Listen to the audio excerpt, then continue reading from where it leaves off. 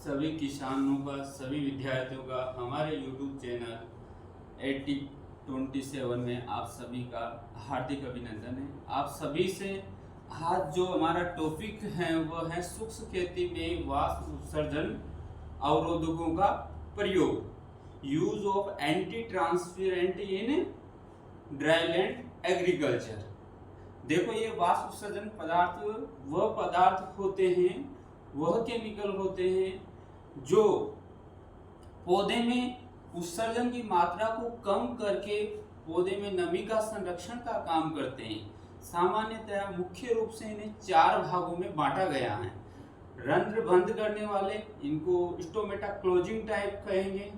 ये stomata closing type वे पदार्थ होते हैं जो कि पौधे के रंध्रों को, पत्तियों के रंध्रों को बंद कर देते हैं ताकि उसमें नमी का संरक्षण बना रहे। इस प्रकार के इसके उदाहरण है PMA@10⁻⁴ ये एक प्रकार का फंगिसाइड होता है। एट्राजीन एक प्रकार का वीडिसाइड होता है, ठीक है।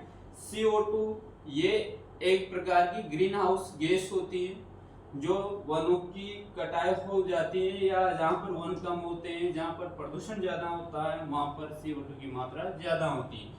ग्रीन हाउस गैसों में इसका सबसे ज्यादा मात्रा मानी जाती है, लगभग 76% के लगभग।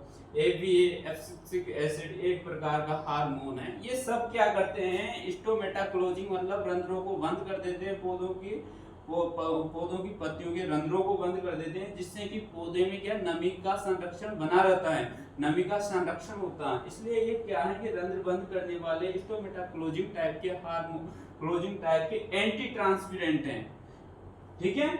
इसी प्रकार से प्रावर्तित करने वाले रिफ्लेक्टिंग टाइप जो एंटी ट्रांसपेरेंट क्या होते हैं, रिफ्लेक्टिंग टाइप एंटी ट्रांसपेरेंट वे ट्रांसपेरेंट होते हैं जो सूर्य से आने वाली किरणों को रिफ्लेक्ट कर देते हैं। जैसे कि सूर्य की किरणें आए तो उनको रिफ्लेक्ट कर देते हैं, उससे कि पौधे में कोई नमी का कोई नुकसान नहीं होता है। इसमें जो केओलिन 80.5% प्रकार का एंटी ट्रांसपेरेंट यूज में लिया जाता है। इसको रिफ्लेक्टिंग टाइप एंटी ट्रांसपेरेंट का उदाहरण है पत्ती पर आवरण बनाना, यानी film foaming type anti transparent.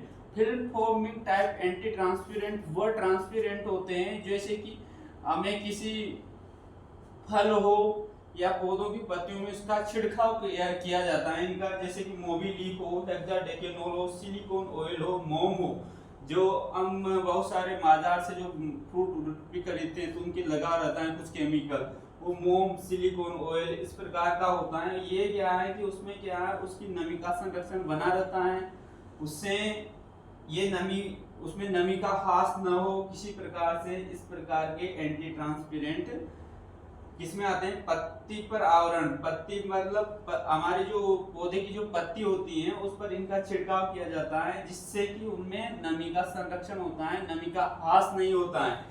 यह पत्ती आवरण यानी film foaming type hormone anti transparent के उदाहरण है।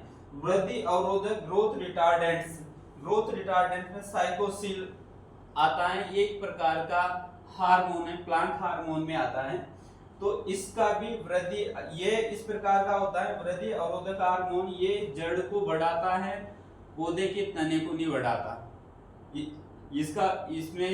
वृद्धि को कम करता है, पौधे की वृद्धि को कम करता है, जिससे कि उसकी नमी बनी रहे। ये एक प्रकार का साइकोसिल हार्मोन होता है। हालांकि इनका उत्पादन में कोई ऐसा गलत प्रभाव नहीं पड़ता, इनका सही प्रभाव पड़ता है कि नमी का संरक्षण बनाए रखते हैं, इसलिए इनका यूज हम ड्राई शुष्क खेती में करते हैं। ये विद्यार्थियों के लिए एग्जाम की दृष्टि से महत्वपूर्ण है और किसानों के लिए उनकी उत्पादकता बढ़ाने के लिए महत्वपूर्ण है। तो दोनों के लिए ही ये बहुत अच्छा वीडियो है। इस वीडियो को आप देखना, शेयर करना। इस हमारा जो YouTube चैनल है इसको ज़्यादा से ज़्यादा शेयर करो, ज़्यादा से ज़्यादा व्यक्तियों को इससे जोड़ो, क्योंकि हमारा जो YouTube चैनल है ये एक स्टूडेंट को पढ़ाता ही नहीं है, ट्रेंड करता है। ट्रेंड इस प्रकार से करता है क्योंकि हमारा काम होता है कि हम डायरेक्ट किसान से जुड़े हुए रहते हैं। तो हमें इनका सब चीज़ों का प्रैक्टिकली पता है कि वास्तव में इनका यूज कहाँ पर कैसे हो रहा है, तो हम इनको एक प्रैक्टिकली चीज़ के हिसाब से बताते हैं।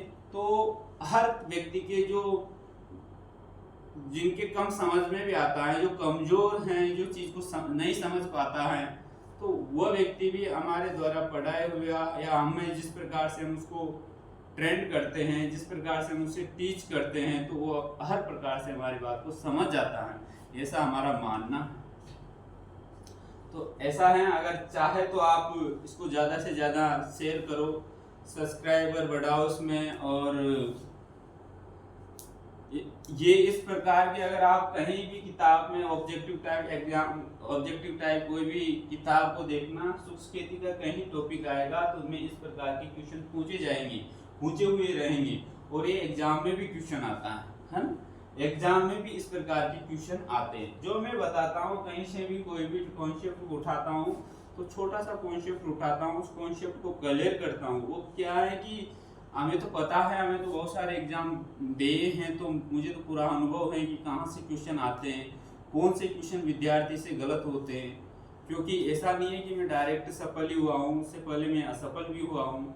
तो ऐसा है कि मुझे पता है कि किस वजह से मैं असफल हुआ हूँ, किस वजह से मैं सफल हुआ हूँ। सफल होने का मतलब है कि मुझे ऐसे कॉन्सेप्ट क्लियर किए हैं, इस वजह से मैं सफल हुआ हूँ। असफल का मतलब है कि मैं पहले वैसे ही पढ़ता था कि ऐसे कोर्स कर लिया, ऐसे कोर्स नहीं करना है। हर एक कॉन्सेप्ट को उठाना है, यहाँ से क्वेश्चन बनते हैं। ये क्वेश्चन कहाँ से पता चलेगा आपको? ये चलेगा कि आप ऑब्जेक्टिव चीज़ को निकालना, ऑब्जेक्टिव कोई भी किताब लाना, उस किताब से ऑब्जेक्टिव क्वेश्चन निकालना, वहाँ से आपको पता चलेगा कि यहाँ से इस पोर्शन से ज़्यादा क्वेश्चन आ रहे हैं, कौन से क्वेश्चन आ रहे हैं, किस प्रकार से आ रहे हैं। क्वेश्चन की लैंग्वेज बदल जाती है, तौर तरीके बदल जाते हैं, परंतु उनके आंसर तरीकों के अनुसार बदलते हैं। तो इस प्रकार से, पर होता वही है, चीजें वही होती हैं, बस आपकी समझ का अंतर होता है ना। तो इस प्रकार से आप समझदार बनो कि न कि रट्टू, हर चीज को समझने की कोशिश करो। जो मैंने बताया कि ये एंटी ट्रांसपेरेंट हैं, वाष्प उत्सर्जन पदार्थों का मतलब वाष्प उत्सर्जन की मात्रा को कम, मतलब जो वाष्प उत्सर्जन हो जाता है, मैंने कल भी बताया था कि मतलब सबसे ज्यादा वाष्प उत्सर्जन पौधे को 1% ही जल की आवश्यकता होती है। जो पौधे की मेटाबॉलिक की जो एक्टिविटी होती है उसमें 1% ही जल काम आता है, पर मतलब 99% जल का तो ह्रास हो जाता है। इससे क्या कहा गया है, इसे मृत्यु भी कहा गई है सबसे ज्यादा। ये सबसे बड़ी आस है, मतलब पानी का सबसे ज्यादा लॉस होता है। इस लॉस को रोकने के लिए इन चीजों का यूज करके भी आप रोक सकते हो, है ना। ये इसलिए ये आपके एग्जाम की दृष्टि से महत्वपूर्ण है। आप सब लोग इससे, ठीक है, धन्यवाद।